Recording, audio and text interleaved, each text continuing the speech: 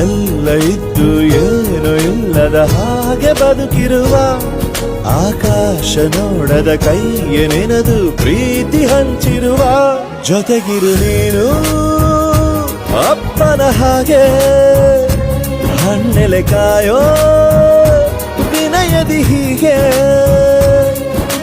ನಿನ್ನನು ಪಡೆದ ನಾವು ಪುನೀತ ಬಾಳು ನಗು ನಗುತ್ತಾ ಬೊಂಬೆ ಹೇಳುತ್ತೈತೆ ಮತ್ತೆ ಹೇಳುತ್ತೈತೆ ನೀನೇ ರಾಜಕುಮಾರ.